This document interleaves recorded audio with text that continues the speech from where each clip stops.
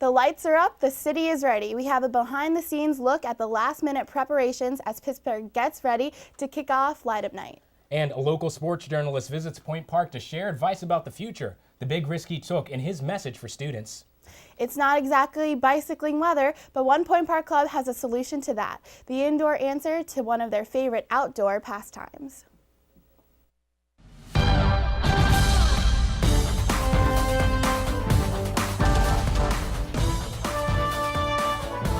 Live from the Point Park University Broadcast Center in downtown Pittsburgh, this is Point News. Good afternoon and welcome to Point News. I'm James Hill. And I'm Karen Mao. The weather may feel like early January while the calendar still says November, but in Pittsburgh, we're getting into the holiday spirit. The 54th annual Light Up Night kicks off tomorrow. I got a sneak peek around town as the city makes all of its last-minute preparations. The Pittsburgh Downtown Partnership announced that the 54th annual holiday celebration will have a mix of some old and some new. Jamie Lynn Spears, she'll be greeting fans at the Macy's annual holiday window unveiling. Workers were preparing the lights in a few final additions before the red curtains drop tomorrow. In keeping with tradition, Highmark will also host the 51st annual lighting of the Joseph Horn Company Christmas tree on the corner of Penn Avenue and Stanwyck Street.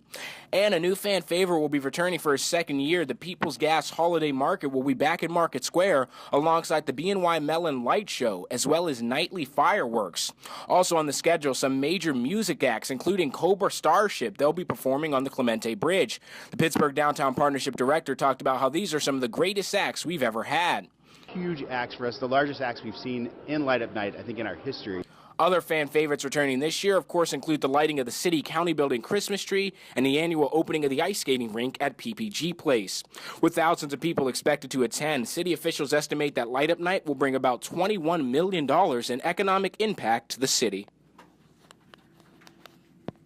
Light Up Night and all of the full list of activities, visit downtownpittsburgh.com/holidays. We also have the full Light Up Night schedule on the Point News Facebook and Twitter pages. A memorial service was held today in honor of the West Virginia University freshman who died after being found on the floor of a fraternity house. Nolan Birch was found unresponsive at a Kappa Sigma fraternity house last Wednesday. All Greek activities at the university have been suspended until further notice.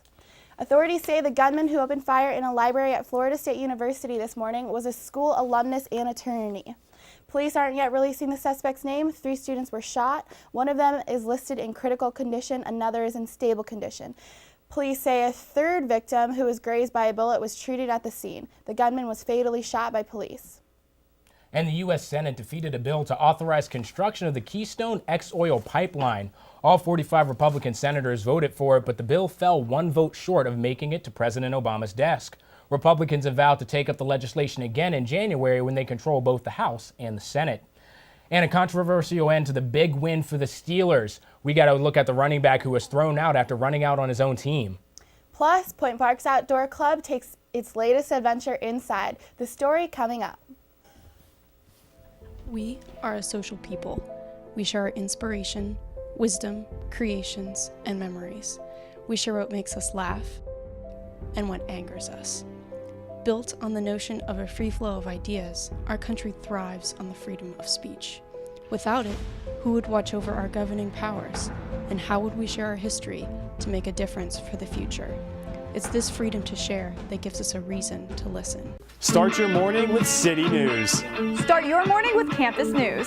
Start your morning with political coverage. Start your morning with fun.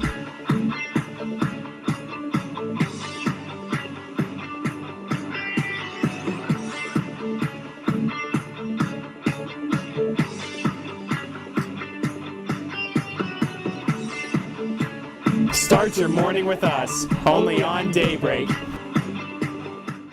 Did you know that Point Park has a cheerleading squad? Don't stop. Don't get it confused. Not only do our cheerleaders represent Point Park at regional and national competitions, but they also promote spirit and awareness of every sports team on campus.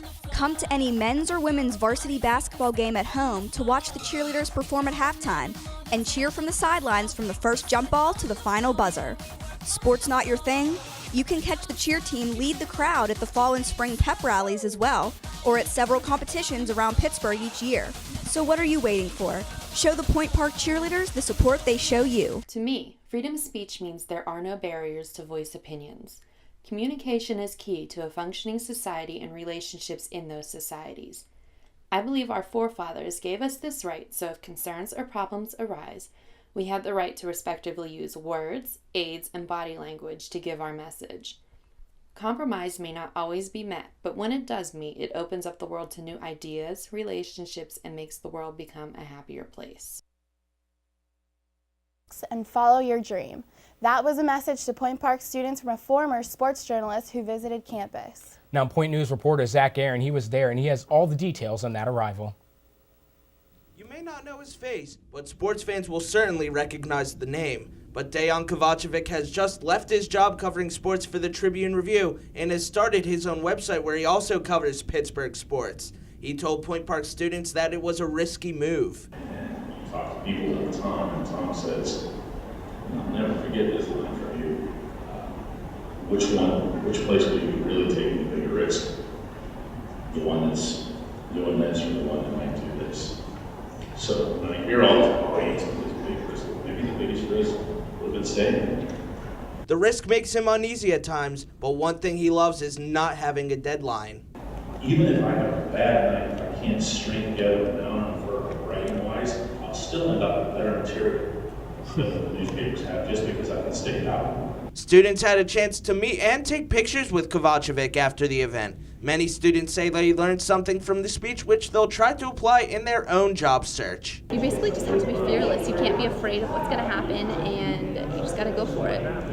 Dejan said that it was an honor to speak at the university because of what he believes is the best journalism program in the city. Point Park University, to me, has represented Pittsburgh's most productive journalism program. I think there are other programs that are out there that might have more of a name attached to them, but the fact is, when you look around Pittsburgh's journalism community, and by that I mean the people doing the actual work in print, radio, TV, and you ask them where they came from, the answer is Point Park. To find Dejan's new adventure, log on to www.dkonpittsburghsports.com. Reporting for Point News, I'm Zach Aaron. You know, Karen, I was actually talking to a reporter, Zach, last night when he was preparing this story. Dejan's actually also going to have that on his website there, so congrats to him. Good for him. While a lake effect snowstorm continues to pound the U.S., Pittsburgh is in for a warm-up. Your weekend outlook coming up. And the Point Park volleyball team is getting ready to face some of the top opponents in the country. Highlights and reaction after the big win here at home.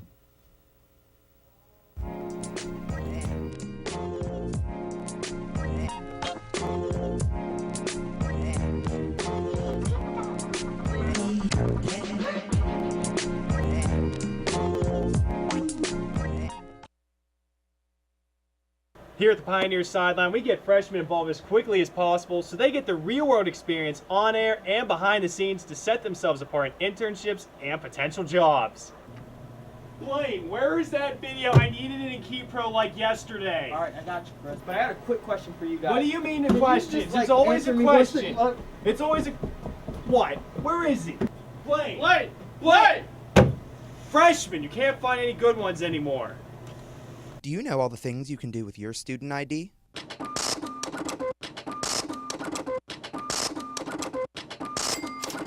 Along with getting discounts to some of the restaurants around campus. Showing your Point Park ID can net you deals on tickets at theaters in the Cultural District. To check out all the current options, just search Student Discounts on the Point Park University homepage.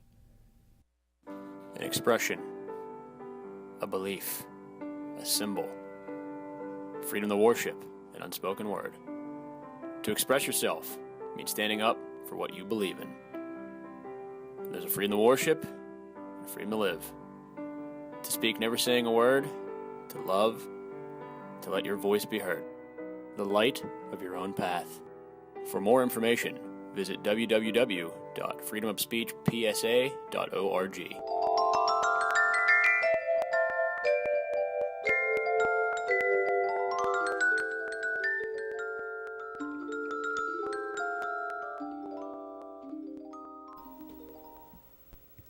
With temperatures in the 20s, it doesn't look It doesn't feel like bicycling weather. Karen, it really doesn't. I managed to take a bike ride on that 70-degree Monday we had too long ago, but it has been bitter cold lately. It has been terrible. I was so surprised. One Point Park Club, they found a very creative way to take their love for the sport inside. Point News reporter Zach Durkin, he has more on that story.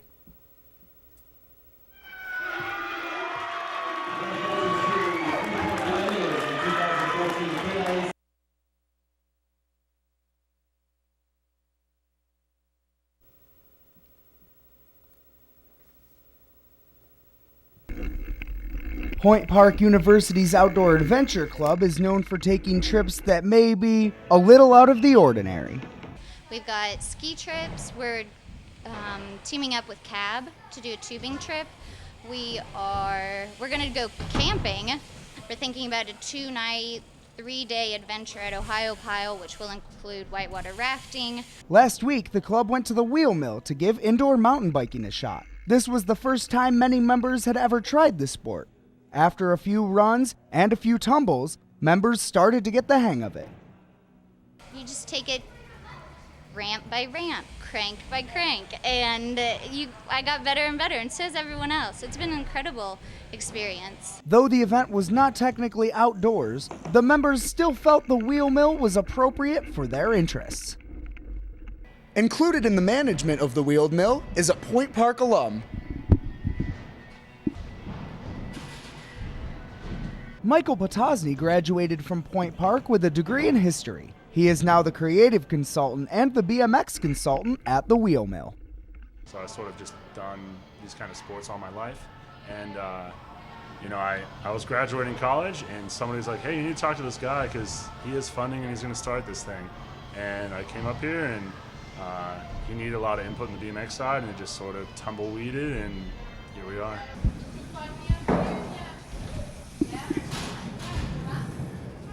This is the last of the events this semester for Outdoor Adventure Club, but they'll be back next semester with more events. For Point News, I'm Zach Durkin. Thank you, Zach, for that great story.